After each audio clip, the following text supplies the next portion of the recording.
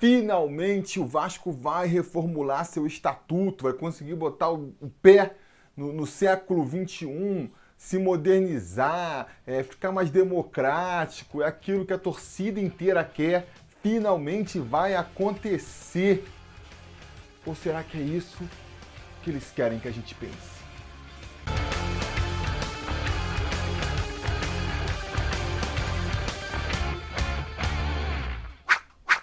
Fala, torcida vascaína, Felipe Tiru de volta na área hoje para falar sobre a reforma do Estatuto. Um assunto que vocês pediram muito para eu tratar aqui algumas semanas atrás, né? Quando ficou definido aí que no dia 25 ia ser feita a eleição, a Assembleia Geral para votar pela reforma ou não do Estatuto, a questão da eleição direta, se tem que ser junto ou não. Foi também divulgado aí o documento com todas as reformas. Só que naquela época eu estava meio enrolado aqui com meus trabalhos, né? Não consegui fazer o vídeo. Depois começou, ele retomou o Campeonato Brasileiro, a gente teve que tratar do futebol. Não consegui fazer antes, estou tentando fazer agora para a gente tratar do assunto antes da eleição acontecer, não é mesmo? E, cara, o que eu poderia falar? Resumindo, basicamente, a questão aí da reforma do Estatuto, é mais um golpe que estão tentando aplicar no torcedor vascaíno. E aí não é golpe no sentido em que a palavra se popularizou nos últimos tempos, não. Não é um golpe institucional, né? Uma artimanha institucional para tirar alguém legitimamente eleito do poder. Não é nesse sentido.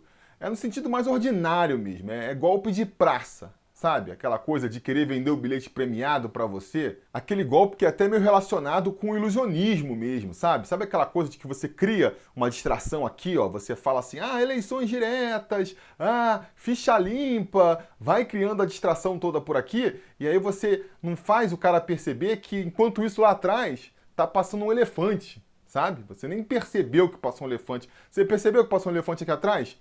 Diz aí nos comentários depois se percebeu ou não. Mas enfim, eu acho que é isso que está sendo feito agora nessa tentativa de reforma do Estatuto, né?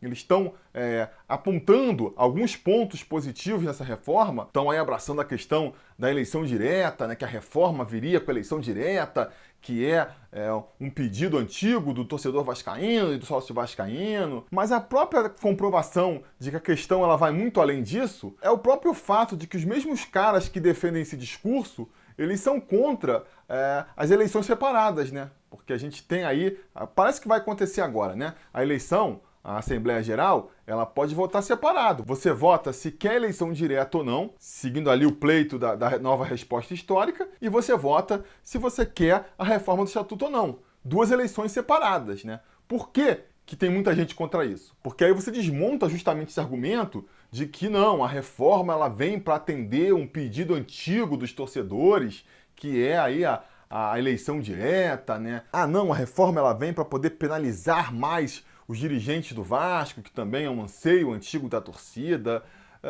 Galera, é tudo cortina de fumaça para eles tentarem mais uma vez deixar tudo no Vasco como tá. Aquela frase que eu vivo repetindo aqui no canal do Lampalusa, eu vivo repetindo porque a política do Vasco ela se repete muito, né? Então a gente fica sempre batendo nas mesmas teclas. Mas é aquela frase clássica do muita coisa tem que mudar para tudo continuar como está. Eu vejo essa reforma do Estatuto como isso, né? Uma tentativa de fazer mudanças para que, na verdade, o poder no Vasco continue na mão das mesmas pessoas que detêm ele hoje. E por que eu acredito nisso, né? Eu vou aqui dar a minha versão da história, sabe? Contar aqui a minha narrativa de como tudo acontece e depois nos comentários você diz aí se faz sentido ou não, ou se você tem uma outra leitura. Vamos discutir isso aqui embaixo nos comentários, que você sabe, né? É o grande objetivo aqui do canal, a gente discutir mais, conversar mais de Vascão. E para mim, tudo isso começou, essa questão da reforma do Estatuto, ela é uma consequência e uma resposta do movimento da nova resposta histórica, né? Na verdade, é ainda uma consequência da forma como o Campelo chegou no poder. Por quê? Vamos lembrar, né? Aquela manobra que ele fez, né? Para conseguir chegar na presidência do Vasco. Ali sim, né? Um golpe aí no sentido mais popular que tem sido usado hoje em dia.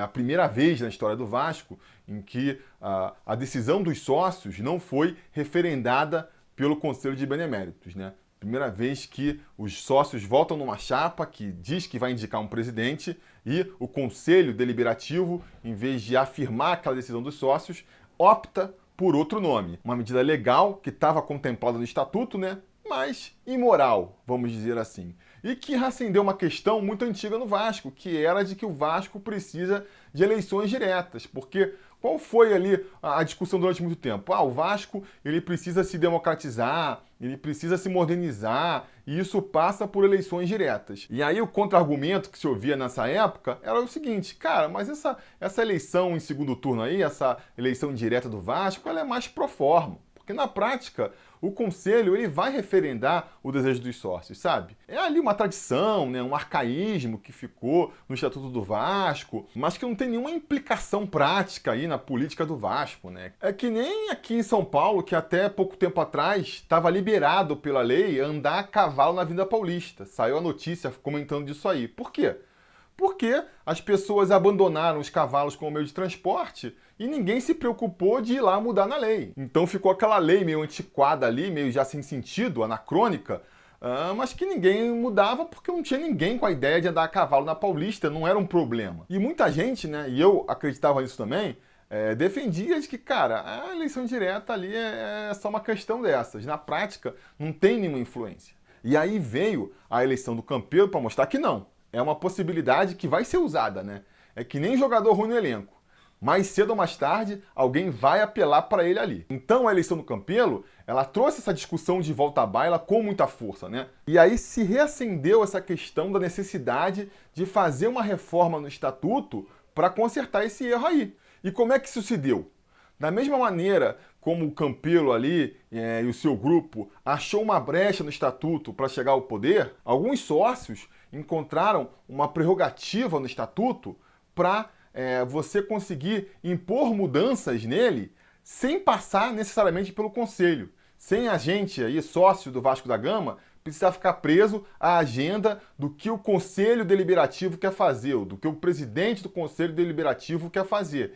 Que é o quê? É o que se convencionou aí chamar de a nova resposta histórica, que é um recurso que o sócio tem de poder ele impor as pautas que devem ser votadas através aí de uma assembleia extraordinária. Que é o que, basicamente? Se você conseguisse reunir um documento ali com a assinatura de 1/5 dos sócios, se eu não me engano é isso, pedindo alguma coisa, né? Pedindo uma mudança, pedindo uma definição sobre algum assunto, o Conselho de Beneméritos ele era obrigado a chamar uma assembleia extraordinária para votar esse ponto aí que foi levantado. Eu fiz um vídeo mais detalhado falando sobre a nova resposta histórica, eu vou deixar aqui para vocês assistirem, caso vocês tenham interesse, mas resumidamente é isso aí, né? E aí, esse movimento da nova resposta histórica, ele veio com 2 objetivos. O primeiro era de se estabelecer as eleições diretas no Vasco, né, que seria um benefício indiscutível para o clube, mas principalmente de abrir esse precedente aí na política vascaína, né? O precedente dos sócios conseguirem se mobilizar por conta própria e pautar o Conselho Deliberativo, em vez de ficar precisando da boa vontade do presidente, dos conselheiros, para decidir que rumo o clube deve tomar. Isso, com certeza, é muito perigoso, né? E aí isso foi ligar o alerta vermelho nos atuais caciques do Vasco da Gama, né? A patotinha que está lá comandando o clube e que quer que o poder do clube fique só na mão deles, só na mão daquele grupinho fechado ali. Não tem menor interesse em ver o Vasco sendo democratizado, em ver o Vasco sendo aberto, para ter mais gente dando pitaco no que eles acham que é bom ou ruim para o Vasco da Gama. Eles se acham que eles são donos do Vasco da Gama, né? Quem nunca ouviu o discursinho de você não entende o Vasco, você não sabe o que é Vasco. Eles acham que só eles sabem o que é Vasco e só eles sabem fazer o que é bom pro Vasco, né? E a gente viu aonde esse pensamento tá levando o clube. E aí eles pensaram, a gente precisa reagir, né? O que era uma coisa já esperada, né? É ali a ação e a reação, né? Todo movimento de mudança, ele vai provocar uma reação contrária das pessoas que estão se beneficiando do sistema atual, porque não se enganem, né? Sempre vai ter alguém se beneficiando de um sistema. E sempre que você quiser mudar um sistema, pessoas privilegiadas por aquele sistema vão se opor. Eles não vão querer perder ali a boquinha, os benefícios que eles têm. E é dessa maneira que eu vejo justamente essa reação aí. Porque qual foi o pensamento por trás desse movimento, justamente? O cara pensaram assim, bom, a gente não pode deixar abrir esse precedente aqui, que é, de repente, os sócios estarem pautando o que o Conselho de Beneméritos vai votar ou não vai votar. Hoje eles estão pedindo eleição direta, amanhã, sei lá, estão pedindo voto para o sócio torcedor,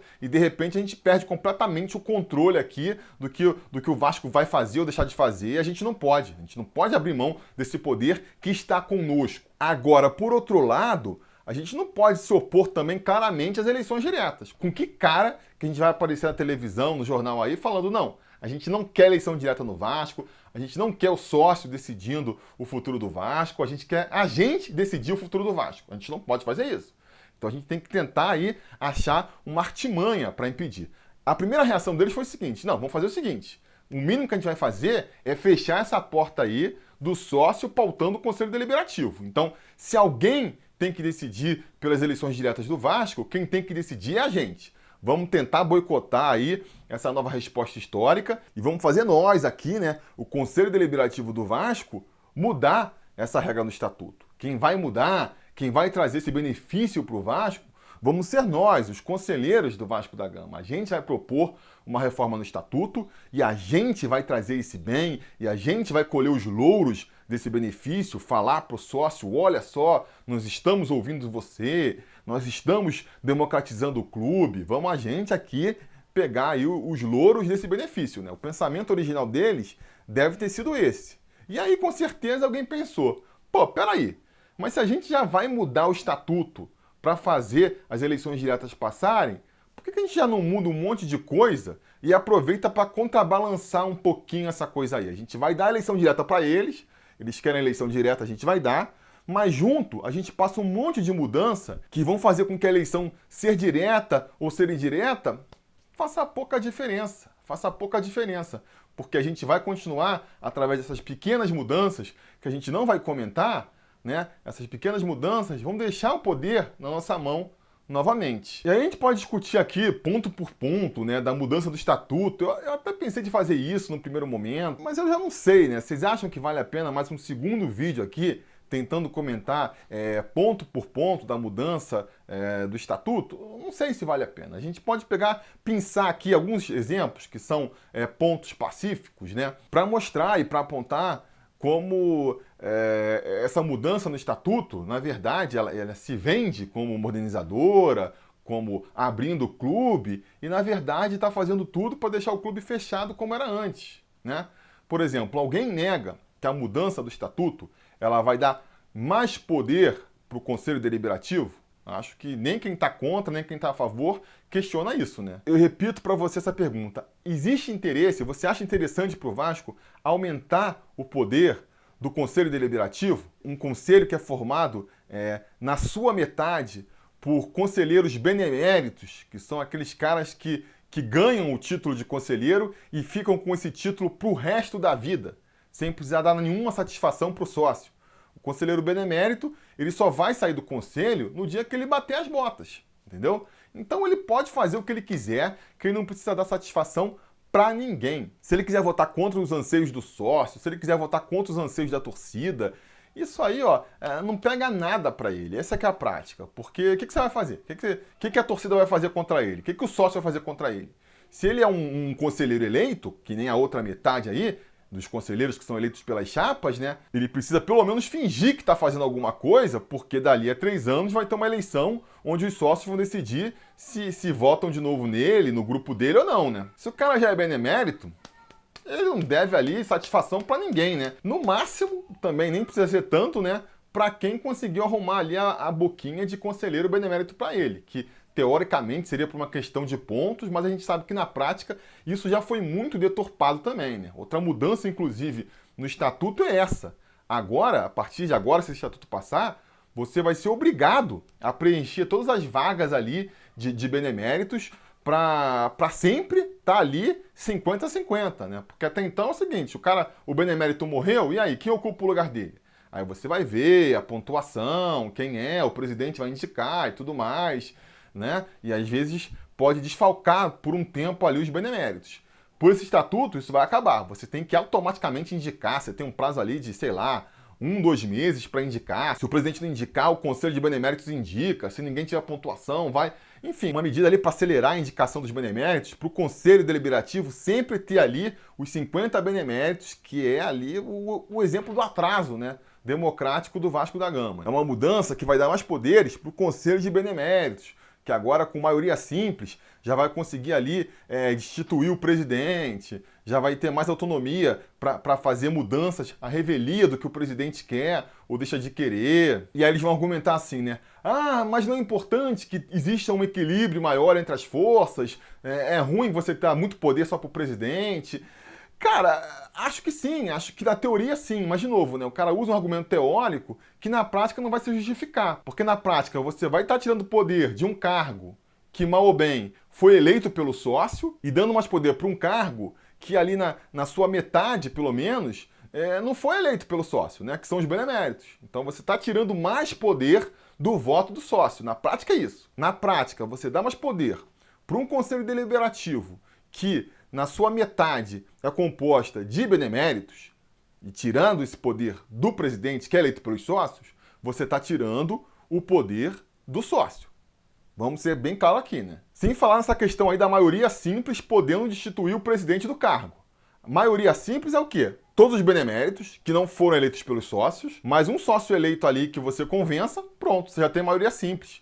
Então, na verdade, mais uma vez, você está vendo o quê? A possibilidade de pessoas que não foram eleitas pelo sócio do Vasco da Gama, né, influenciando, podendo destituir um cara que foi eleito pelos sócios. Tá tirando o poder do sócio do Vasco. Outra mudança que vai deixar o clube ainda mais fechado e mais encastelado com os mesmos de sempre lá. Essa questão de acabar com o sócio geral. Ah, Felipe, mas isso vai ser bom porque o sócio geral gera um monte de questionamento e quem for sócio geral hoje vai ser promovido, vai ganhar um prêmio, ele vai virar sócio proprietário, olha que maravilha, isso não é bom? Não é bom, não é bom porque na prática isso vai subir um pouquinho mais o muro, que já é bem alto, para o vascaíno normal, aí o torcedor vascaíno, virar sócio com direito a voto no Vasco. Porque se hoje é caro, já é salgado para você querer fazer parte aí da política vascaína, né? Você para virar sócio geral, que é a modalidade mais barata para você poder virar sócio do Vasco, você tem que pagar uns R$ 700, né, para poder de luva ali e depois R$ 70 de mensalidade, se não me engano.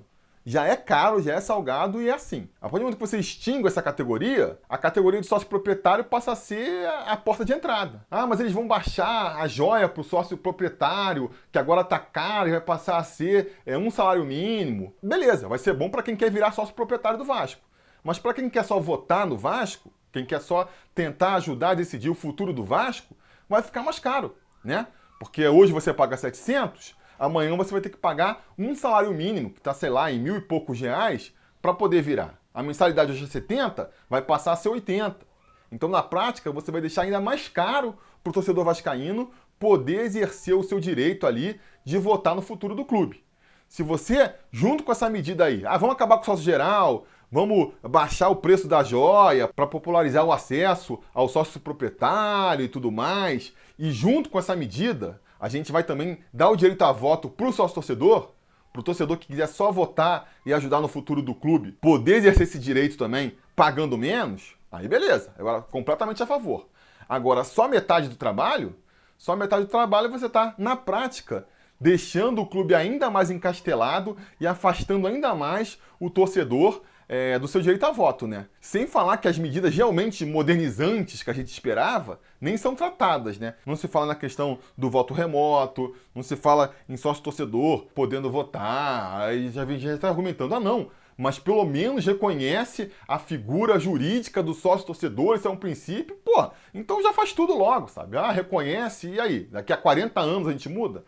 Não faz sentido, sabe? Não faz sentido. E isso aí ainda é uma versão abrandada do que eles estavam planejando inicialmente, porque nas primeiras discussões, nas primeiras versões aí dessa reforma do estatuto, tinha parágrafo proibindo expressamente o sócio-torcedor de votar, tinha desejo de aumentar o número de beneméritos no Conselho de Beneméritos, tinha a lei falando que você tinha que ser conselheiro para virar presidente, né? Que é outro problema que tem também nessa reforma do estatuto. Eles querem que você fique mais tempo pagando para poder votar, que você fique mais tempo de sócio para virar conselheiro, mais tempo ainda para poder virar presidente, que na prática estão tentando fazer o quê, né? Ganhar tempo, aumentar mais o tempo aí para evitar que pessoas novas, que sangue novo, venha oxigenar a política do Vasco da Gama, né? Você está satisfeito com quem está lá comandando esse clube há 20 anos? Está satisfeito com o rumo que eles estão levando o nosso clube?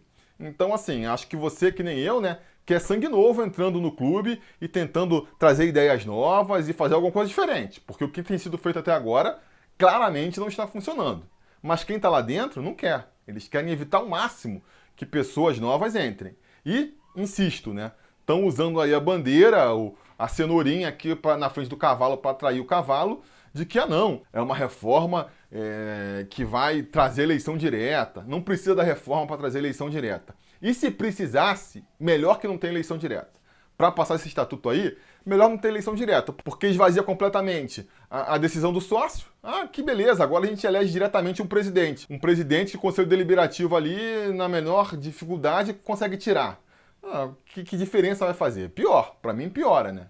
Ah não, mas essa reforma do estatuto, ela vai aí moralizar o clube, porque é anti-ficha limpa, porque tem não sei o que de compliance que vai fazer. Primeiro que os especialistas aí em compliance já falaram que, cara, é muito mais ou menos essas mudanças aí, né? Mas fora isso, a gente tem duas considerações para fazer, né? A primeira é que muitas das coisas que estão mudando o estatuto aí, em relação a cobrar exigência de diretor e responsabilidades, já estão na lei. Na lei do Profut, da responsabilidade fiscal e tudo mais. Teoricamente, você já pode acionar via a justiça mesmo os dirigentes que cometerem delitos. Então, assim, já está lá, né? A questão é executar mesmo. Não precisa de uma reforma no estatuto para que isso aconteça. Ah, não, mas é melhor, porque aí o clube pode fazer lá por dentro, não precisa ir na justiça e tudo mais. Cara, isso para mim só vai gerar o seguinte, mais uma máxima da política que muita gente repete aí, né? Sabe aquela máxima do aos meus amigos tudo, aos meus inimigos apenas os rigores da lei? Vai ser isso.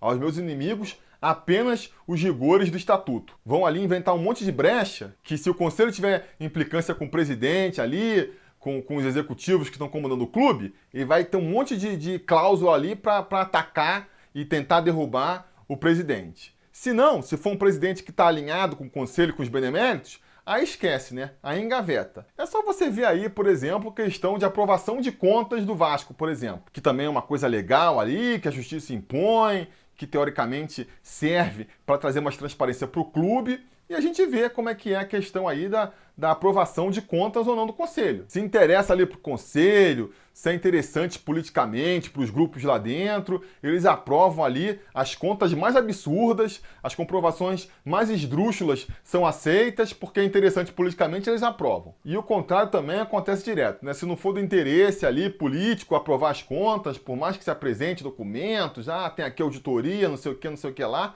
não aprova também, entendeu? Então achar que vai ser ali um artigo no estatuto que vai moralizar o Vasco ou não, é pouco, né? É ser um pouco ingênuo demais. Ainda mais no contexto todo que a gente está vendo aí. Você vai encastelar mais o Vasco, você vai dar mais um monte de poder para uns caras que não são eleitos, e aí você vai achar que vai ser a cláusulazinha ali de responsabilidade fiscal, que já está previsto na lei, que vai ser isso que vai moralizar o Vasco. Pelo amor de Deus, né? Pelo amor de Deus. Para mim, o caminho para a moralização do Vasco é a democratização do clube, que junto vai trazer uma maior transparência, porque quando o clube é democrático, quando os sócios e os torcedores realmente influenciarem em quem vai ser o próximo presidente, aí não pode ter mais conchavo. Aí não adianta mais fazer ali reuniãozinha no fundo da sala para decidir quem vai ser o próximo presidente. Você tem que ser realmente transparente e você tem que realmente mostrar para os sócios o que você está fazendo. Vai ser assim que você vai ser eleito e que o seu projeto vai ser referendado pelos sócios, né? E aí isso vai exigir uma transparência, e aí isso vai exigir realmente uma evolução do clube. E essa reforma do estatuto caminha para o lado contrário. Vai caminhando justamente para o lado contrário da democratização do clube, e é por isso que eu sou, assim, veementemente contra a aprovação dessa reforma do estatuto. Até porque, né, entre outras coisas, o que justifica aí também essa minha teoria de que tudo isso só vem para justamente tentar conter uma tentativa de modernização do Vasco, é que foi feito tudo a muito toque de caixa, né? Pelo menos até me provarem o contrário aí, essa reforma do estatuto só começou a andar mesmo, que nem eu disse, quando surgiu a nova resposta histórica. Nunca foi um real interesse nem do presidente, nem do Conselho de Beneméritos, até surgir essa questão. E aí começou ali uma reforma a toque de caixa, todo mundo conversando entre eles, ninguém falou direito, e agora aí, no apagar das luzes dessa gestão, os caras vêm me fazer uma reforma do estatuto? Não faz sentido, né? Faria muito mais sentido fazer isso numa próxima gestão. Agora, na época das eleições, por exemplo, era para se discutir. Então, cara, a chapa A fala, eu quero fazer uma reforma do estatuto assim, assado, e se você concordar, você vota nesse. A chapa B vem, não, a gente vai propor uma reforma do estatuto que vai ser desse jeito, daquele jeito, e aí se você concordar com a chapa B, você vota com a chapa B, e aí tem toda uma discussão de, 2, 3 anos, né? Se a gente tivesse visto aí o Campelo e o Roberto Monteiro e todo mundo que foi eleito aí nesse mandato discutindo seriamente essa questão desde o primeiro dia em que foram eleitos, e aí depois de 2, 3 anos de discussão, finalmente a gente estivesse aí sendo chamado, sendo convocado à Assembleia Geral para aprovar um estatuto que foi exaustivamente discutido e debatido por toda a comunidade vascaína, aí seria um caso completamente diferente, né? Do que a gente está vendo agora. Então, cara, definitivamente vai ser um retrocesso se for aprovada essa reforma do estatuto. Eu acho que tudo vem junto, né? Assim, nada é coincidência, né? O próprio afastamento aí dos sócios gerais inadimplentes, essa confusão que teve aí recentemente, que a gente também já conversou aqui, eu vou deixar o link para vocês assistirem, conversa muito com isso. Você está tirando ali da discussão, né, um monte de gente que até pela natureza ali da categoria, né, estaria muito mais alinhada a um Vasco mais democrático, a um Vasco mais popular. Você tira essa galera de uma eleição que vai discutir justamente se a gente vai querer um Vasco mais popular ou não, né? Basicamente, você alija uma grande maioria dos sócios gerais para decidir se vai continuar a existir a categoria de sócio geral ou não. Eu que sou sócio geral, eu devia ser o primeiro a ser consultado para saber se eu quero virar sócio proprietário, se eu faço questão de virar sócio proprietário ou não. Mas eu tô alijado, né? Se nada mudar, eu não vou poder votar nessa eleição para decidir isso aí. Porque tá essa questão aí, esse trâmite ainda aí dos sócios gerais anistiados, né? Então, assim, é muita confusão para a gente decidir uma coisa tão importante que nem o futuro do Vasco da Gama. Eu sou completamente contra essa reforma do estatuto. Eu tô com aquela galera que fala sim para a eleição direta e não para a reforma do estatuto. E se tiver que decidir, se for tudo não ou for tudo sim, é tudo não. Se tiver que abrir mão da eleição direta para não deixar passar essa reforma do estatuto, então não passa nada. Porque, que nem eu já comentei aqui, né? Eleição direta com esse estatuto novo que eles querem passar vai servir para muito pouco. Para muito pouco. Beleza? Então tá dada aí a minha opinião. Para quem queria saber o que eu acho dessa reforma do estatuto, eu acho que ficou bem claro, né? Se vocês quiserem continuar discutindo aqui, faça mais uma vez o convite, deixem aí as suas opiniões no comentário, a gente continua a debater isso aí, que isso é muito mais importante do que quem vai ser o novo reforço do Vasco, qual vai ser o próximo patrocínio. Essa questão aí é muito mais importante para o futuro do Vasco do que essas outras questões que às vezes até ganham mais aí a audiência da torcida. Beleza? Então diga aqui nos comentários, não se esqueça também de curtir o vídeo, assinar o canal e voltar amanhã, que amanhã a gente tem mais conteúdo aqui para vocês. Beleza? Tá combinado? Então tá combinado. A gente vai se falando. A realização desse vídeo só foi possível graças ao apoio inestimável dos conselheiros do Sobre Vasco. Ajude você também ao Sobre Vasco continuar no ar, se tornando um apoiador em apoia.se/Sobre Vasco ou sendo um membro do canal aqui no YouTube.